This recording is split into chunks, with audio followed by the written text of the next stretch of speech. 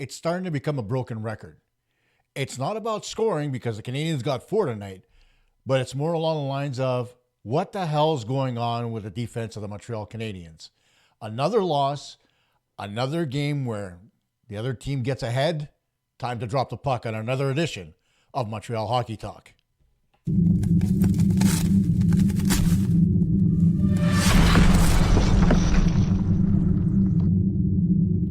Hey everybody, Coach K here with another edition of Montreal Hockey Talk. And before I get started, first of all, I have to apologize.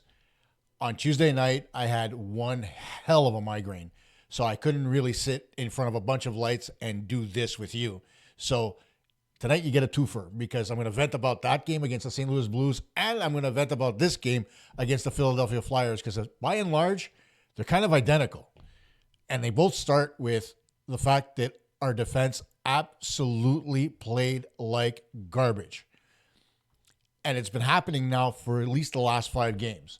Sure, the Canadiens have been able to come up with points. Sure, at a certain point, Montembeault and Dobish, they made big saves when they needed to. But overall, the Canadian defense have been hot garbage. And now we're not going to say that everybody was garbage. Lane Hutson's been played the same consistent style of hockey throughout the season, so you can't really blame a kid who's a rookie. Jaden Struble has actually played better hockey of late than previously.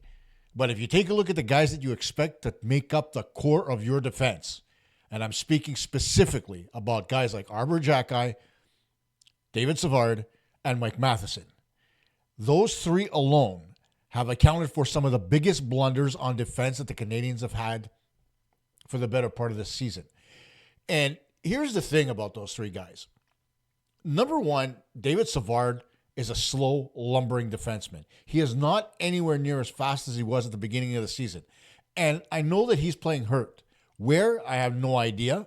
But you remember a couple of months back, he missed a couple of games and he was out skating with a tracksuit on and looked like he was faltering a little bit. Well, it doesn't look like anything got fixed because it's like he's skating in quicksand. And you take a look at Mike Matheson. Mike Matheson's game has completely gone down the toilet. He can't contribute offensively. Defensively, he's a sieve. It's just horrible. And then Arber Xhekaj is constantly getting caught over pursuing the puck. And when it happens 2, 3, and 4 times, what happens? He gets frustrated and he wants to pick a fight. And that's not what the Canadiens need from him right now. It's not about the physicality. Just the other night, you look at how many times he wanted to pick a fight with Walker. Dude, your team's getting creamed 6-1. It should have been done earlier in the game so you can get the guys going raw. But at 6-1, shut up, take the loss, and move on. And that's where the defense is right now. And sure, you could put a lot on the goaltenders. Jakub Dobish did not start the game off very strong tonight against the Flyers. Sam Montembeault against St. Louis was absolutely horrible. There's no 2 ways about that. There were goals that went in that shouldn't have gone in. It's just the way it is with Montembeault lately. And that's because, again, of fatigue, just like the D. He's being overplayed. It's the first time in his career that he's played over 50 games. His career high was actually 41 last season.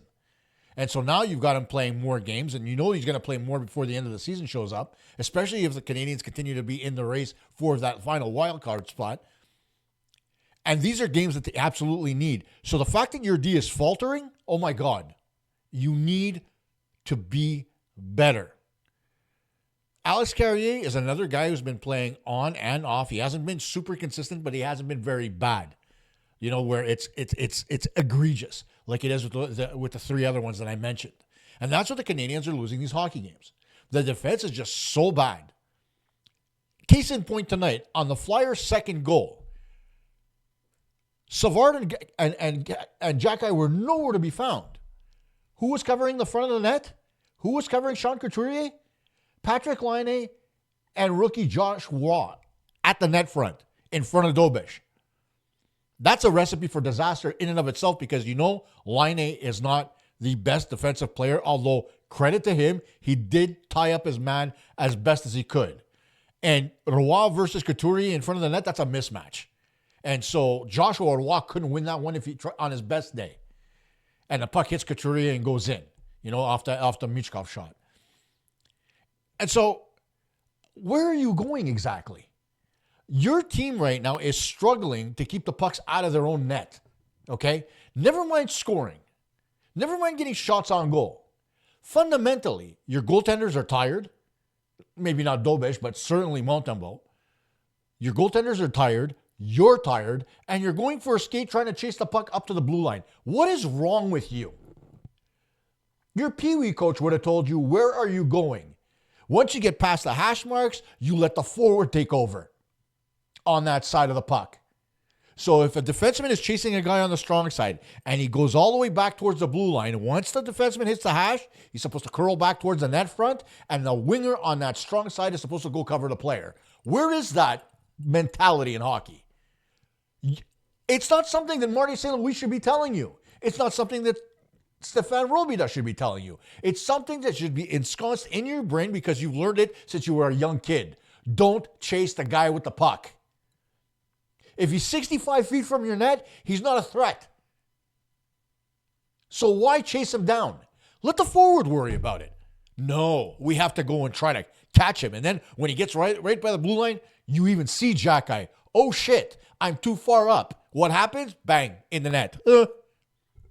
And then explain that one. And then turn around and say, well, Dobish should have been better. Listen, Dobish didn't even get any favors from the referees tonight. The goal where Brink was in the crease and had his foot on the backside of Dobish's leg, I don't care who the referee is. You cannot come back to me and tell me that's not goaltender interference. I don't care what the situation is. If you watch the play as it develops, Brink cuts towards the front of the net and never gets there. He ends up going in behind Dobish because he's trying to get in between Struble and the front of the crease. Struble doesn't give up his space. But it's also not Struble's fault that Brink decided, hey, I'm going to go into the crease and stand right behind the goaltender. In what world is standing behind the goaltender allowed? I've never seen that before. How do you justify that? Unless the goalie's out of the crease and out challenging a shot, there's no reason for a player to be that close to the goaltender, especially not with his right foot in behind the goaltender's right leg. In essence, prohibiting Dobish from making a good push to the left and stopping the puck. But no, let's allow the goal. So everything that the league said at the meetings recently in Florida, it's all bullshit. Okay, whatever they told Pierre LeBrun as far as the definition of goaltender interference is bullshit. Because this was goaltender interference. By and large, no ifs, ands, or buts. And then the other part of this whole concept of the Canadiens and the way they've been playing lately, above and beyond the D, is the fact that along the boards, they can't win a battle for their lives. All right? If you look at it now as it is, you look at the St. Louis game, you look at the Philly game, the strategy was the same. Force the Canadiens outside the dots, along the half wall, and force them to the outside, angle them into the boards. They got nothing. And you know what? They're right. There's a certain point in time where a player has to battle through adversity. There's a certain point in time where he decides to go towards the boards, he's got to tell himself, you know what? Screw this. I'm going to fight through it. I played that kind of game. And my playing weight back in the day, God, when I say back in the day, you're talking about almost 30 years ago, was 160 pounds. So I got pushed around a lot. But I never stopped moving my legs, and I drove through every hit that I was delivered. I may not have made it, but I worked my ass off to try. And I'll tell you, 75% of the time, I was getting through the hit, whether I was ducking through it or whether I was driving through it. And so the problem here is the Canadiens, the minute they have the puck along the boards and they see contact coming, they stop moving their feet. And so they accept the contact, they lose the puck, and then the puck ends up going the other way. Why? Because the forwards are going in the opposite direction, and you're ending up with odd man rushing, scuzzing out of the zone. And a lot of what we see lately from the Canadiens has been a lot of chip and chase, right? The puck's chipped into the corner, and you're forcing the forwards to go in and get it. Well, if you're playing a team that's as physical as the St. Louis Blues and the Philadelphia Flyers, don't you think it's a shitty strategy to chip the puck into the corner and let your forward try to get it when he's 5'7" and 5'5"? It happens all the time. You look at Nick Suzuki chipping the puck into the corner to let Cole Caulfield go and get it. Cole Caulfield's not going to go get the puck along the boards against a guy who's 6'2". It's not happening. And so I'm trying to understand the logic behind the players on the ice. Guys like Patrick Laine, tonight I saw Laine do it. He takes the puck at center, gets across the red, dumps it in. He's not carrying it across the blue line. He's not looking for a pass. He dumps it in. Why? Because he's got a player streaking along the left side. In his case, it was Alex Newhook. Now, Newhook got there. Newhook got the puck, but Newhook couldn't do anything with it because the minute he turned around, he got crunched into the boards. And so, what are you supposed to do at this point? It's simple. Stop playing along the fucking half wall. Stop playing outside the dots and force the Flyers to play between the dots. There is one thing about playing between the dots that is uncontestable, and that is it's the hardest place to hit a player when he's got the puck. If you're along the boards, you have a finite amount of space, and you could be angled into the boards. When you cut towards the middle, it's a hell of an angle to take you over to the boards to the opposite side. And so you can cut through the middle, player can try to angle you in, and you could turn back the other way. You can do all kinds of different things when you have a lot of room. But instead, the Canadiens have been deciding to go out to the side, outside the dots, and forcing themselves into a corner where they have no room to make plays. Even on the power play of late.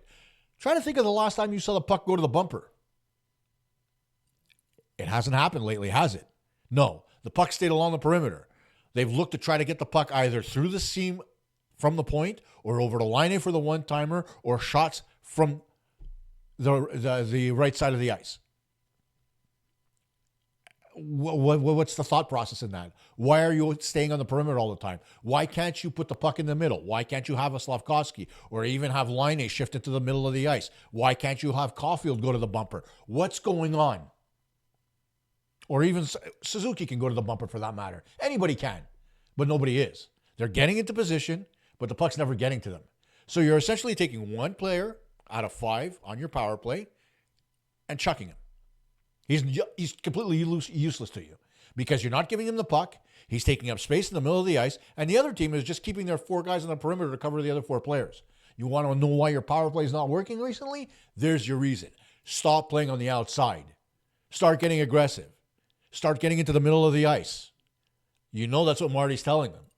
He's yelling at them to get out from outside and get into the middle. When the Canadiens control the neutral zone, and when the Canadiens control the mid-ice lane, that's that lane between the dots on either side, they have success.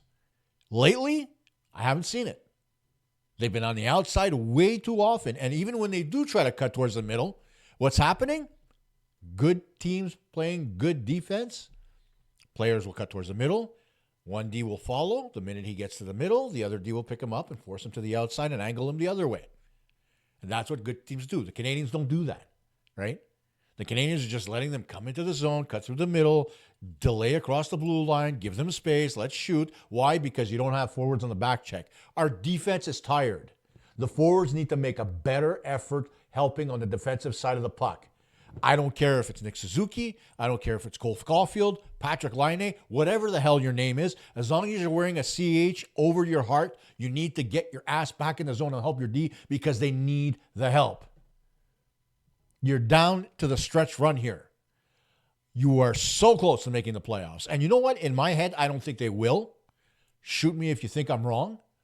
But right now, the way they're playing, if they continue down this trend, and tomorrow night's going to be another one, the Hurricanes are going to come out and be physical against the Canadiens, right? It's going to be the same type of game. As long as the Canadiens decide to play on the perimeter, they're going to get screwed. It's as simple as that. And so getting to that, like I said, the game against the Carolina Hurricanes tomorrow is going to be a carbon copy of what we saw on Tuesday and Thursday. Not from the Canadiens' perspective. Well, maybe if you look at the D because they're going to be completely gassed.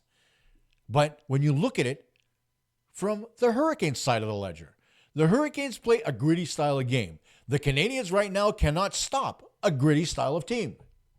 Who's going to win the hockey game? Granted, the Hurricanes have not played well recently.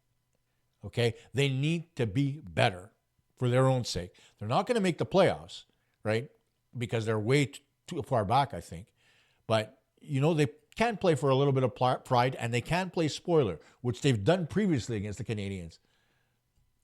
So what's the point? What are you going to think about tomorrow's game? I'm just hoping that somebody has the balls to bring Caden Gooley into the lineup and have him play tomorrow night. They may think it's the wrong game to do it. That could have been the thought process against the Blues because the Blues are a physical team. It might have been the thought process against Philly, especially after they fired Tortorella earlier in the day. And so you know the team's going to come out and play a really inspired hockey game to try to give their new coach his first win. Or their interim coach, I should say, not their new coach. But the Hurricanes don't have that in them, do they? I don't know. St. Louis is one of the best teams in the league right now. They've been playing fantastic hockey. And they're notorious for that. They come out of the holiday break and all of a sudden the Blues play inspired hockey. And the Flyers are faltering. Their goaltender is nothing to write home about. And yet the Canadiens cannot do anything as defensively to help their forwards and to help their goaltender. So they lose another hockey game. They get behind the 8 ball right away. I think it's the 5th or 6th time in a row that the Canadiens have not been able to score the first goal. They need to play with the lead. They haven't done it in a while. And that's something they're going to have to look at tomorrow when they're playing against the Hurricanes. And I'm hoping to God that Caden Gooley is in the lineup. This team has been hurting literally since Caden Gooley has been injured. Okay, and it was a shitty injury because he cut his quadricep. Right? It was a freak accident. And he was playing some of his best hockey. And now he's on the cusp of coming back. He's traveling with the team. He's with them right now. He skated earlier today. Right? So, can he make the jump and play the game tomorrow? Even if you're giving him limited minutes. I don't know. Nobody does because nobody bothers to ask the question. Is Gooley ready to play? I haven't heard one person ask. He's traveling with the team, but nobody's asked when's Caden's going to get into the lineup. Somebody better ask that question tonight because the Habs defense needs the help. And if you're not going to get the help, if Gooley's going to stay injured or whatever the case is, why the hell, and I put this mildly, could the Canadiens not bring up a player like, let's say, Logan Mailloux to fill in and give David Savard a break a little bit? Or maybe, you bring up an Engstrom to give Matheson a little bit of a break, and you use your brain. Okay? You got to do something. You still have Michael Pezzetta. So even if you give up and you send down Joshua Ottawa and you bring up an extra defenseman to help your D, because right now, that's your best option. But no, the Canadiens don't do it. Instead, we're going status quo on defense. We're getting manhandled in our own zone. Guys cannot win puck battles when they're tired. And it's a back-to-back. It's not going to get any better tomorrow in Carolina. They're traveling from Philly to Carolina. They're going to get a few hours sleep. There's not going to be a morning skate. And boom, what happens? You end up with another game where the Canadiens are going to end up giving up the first goal because their defense is going to be skating with lactic acid galore in their legs. We talk about coaching all the time, right? And people criticize Marty St. Louis. And you know what? I've been one of his biggest defenders because I have a relationship with different coaches, right? I know Bobby Dallas. I know Sean Anderson. I know his brother Chris. And I'm always, throwing ideas at him and getting their feedback so I can understand the mentality of guys that are professional coaches. And whether you coach at the National Hockey League level or whether you're coaching high-level junior hockey, you're a professional coach because it's what you decided to do as a job. And so oftentimes I ask them different questions so I can get their mentality, right? And one of the things that I don't get, because I see it often enough, is player management and player personnel management. And granted, it's not always on the coach to do that. Oftentimes, the general manager needs to step in and say, you know what? I'm taking this guy and I'm sending him down to the minors and I'm bringing up this guy to help you. Because the coach isn't going to ask, right? He's not going to go up to the GM and say, hey, send Roy down and bring me my year. Let me give Dave Savard a break. You're never going to hear a coach say that. But player management, sometimes the coach has to say it. Because you're managing your bench and you're looking down and you're looking at a guy like David Savard and you're giving him all kinds of minutes, but the guy can't move anymore. Right? For as many teams as they were talking about, Savard was interested in, like let's say with the Toronto Maple Leafs, the Leafs were looking at David Savard. There's a reason why they didn't grab him. And that's because he's skating with cement in his skates. I haven't been able to see him move very well. Okay?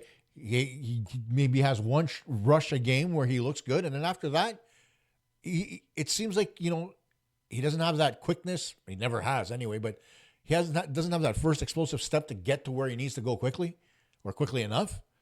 So what do you do at that point? You leave him out there and you let him, leave him to his own devices? Or do you take him off the ice and give him a day or maybe two and give him a break, especially this late in the season?